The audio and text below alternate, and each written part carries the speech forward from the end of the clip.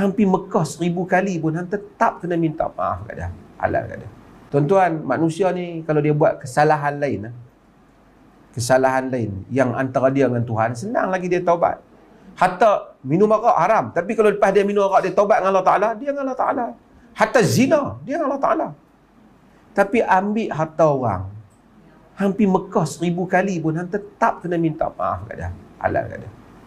Sebab itu ada hadis yang selalu saya sebut, sahabat yang terlibat dalam peperangan Khaybar, hatta dia mati syahid, semua orang lain kata mata syahidan wa huwa fi jannah, mati syahid di dalam syurga.